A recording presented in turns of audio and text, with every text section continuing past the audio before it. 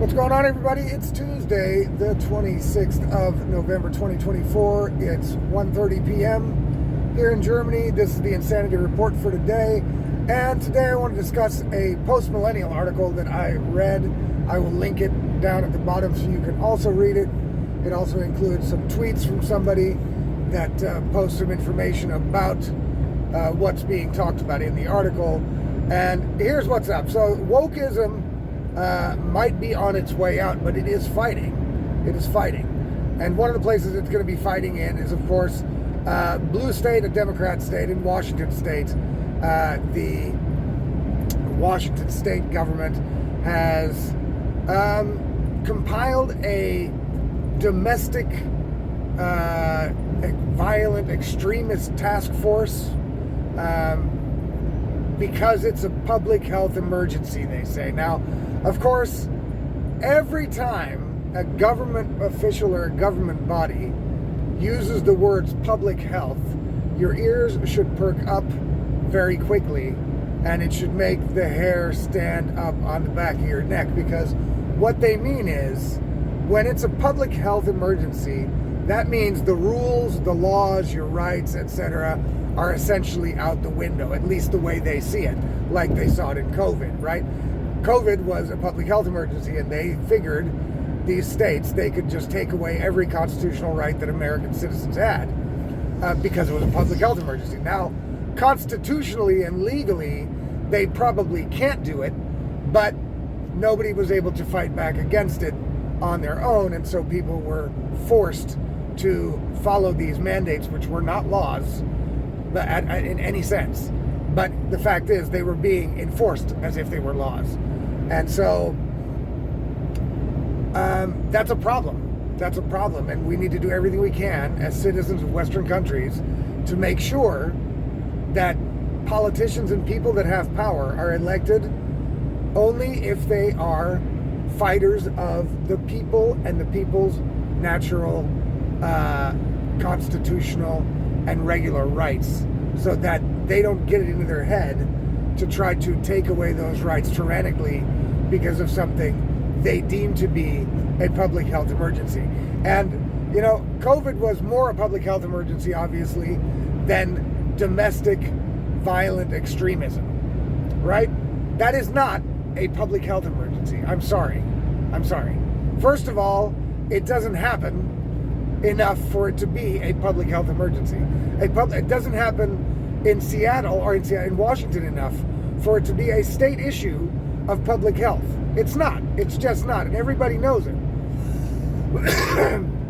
And if they're going to talk about in Washington, right, where Seattle is, right, these people have the balls to go out there and talk about domestic violent extremism and basically mean the bad right wing, or Donald Trump supporters, or white men, or Christians. That's what they mean, while the actual domestic violent extremists fucked up their whole state during George Floyd mania, right?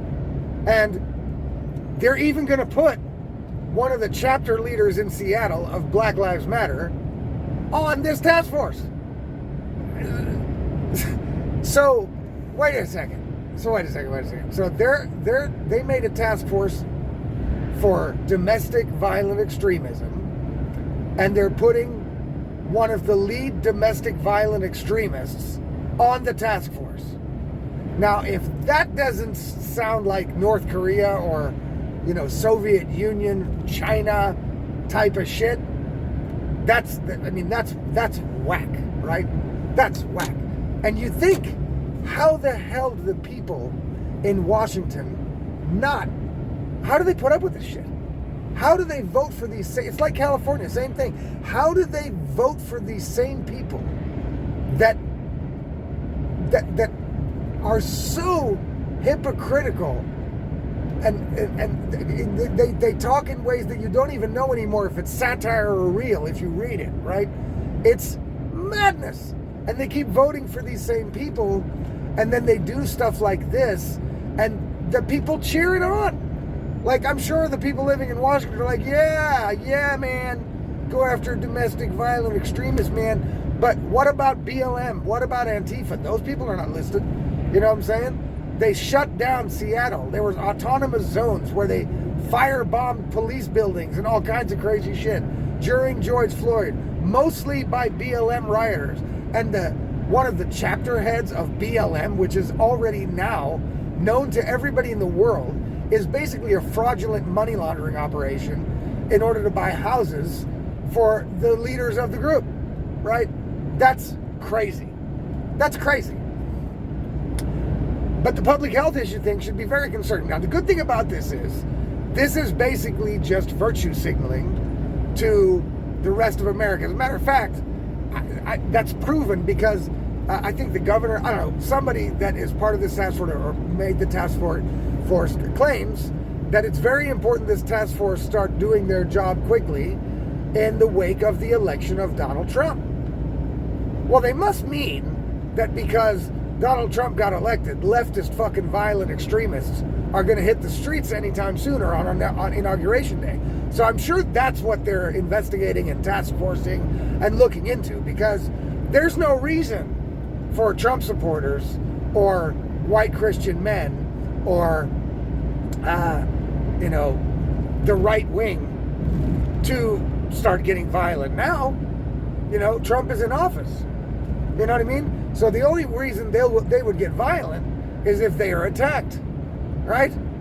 But the whole task force is pointed only at the right, just like everything in media, everything in academia, everything in establishment politics, all over the Western world, same story, same thing. It's not about domestic violent extremism, right?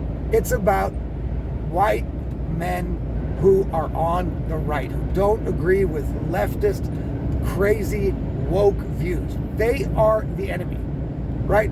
And the reason why I say this is virtue signaling from Washington State is because they want to show the rest of America, their blue state, the little bit of blue that's left on the map. I mean, you've seen the electoral map. It's like blue. It's like the blue part's non-existent. These people in the blue part are actually completely irrelevant. And that's why they're virtually signaling. That's why they're fighting back like this. They want to send a signal that they are doing something against this election of Donald Trump and his supporters. They are not going to allow this to change the woke way of doing things, and they are going to continue to battle this ghost of domestic violent extremism while they let the left burn down their whole fucking state, right? Okay, all right. They're totally not, I mean, it's like, it's funny now. It wasn't before Trump got reelected, because then it was dangerous, because these types of woke things were being purported by people who had a lot of power, were being protected by people who had a lot of power. The trannies got protected, Black Lives Matter got protected. But what I realize, and what a lot of you out there realize, is that those days are over in January, right? That's going to be it with that shit. They are no longer the perceived majority, right? That's what the problem was. Everybody thought, oh my God, these woke people are the majority. No. They're not. And now everybody sees it. Now it's the emperor with no clothes, right? Now everybody sees it. There's no way of unseeing it. So everybody's like now looking at this going, wait a second. This woke shit is bullshit, right? It's all blah, blah. It's all propaganda. So Washington State is virtue signaling to their blue state companions, hey, we need to still try to do something about these nasty, mean, racist Trump supporters. Yeah, good luck with that. Now, they got only $275,000 in budget. Most of it will probably be scooped up by the Black Lives Matter Integrity Watch out there, by the chapter leader of Black Lives Matter, to buy another house or something, because $275 is not really that much. Now, maybe now that I'm saying it, did I get it wrong? And is it $275 million? But that seems to be too much. Maybe it's $275 million. I don't know. It's in the article. Either way, it's too much money, no matter how you look at it. I'm sure that Washington State could use $275,000 and $275 million for other shit. You know what I'm saying? Maybe they still need to rebuild a bunch of their state after Black Lives Matter tore the fucker down.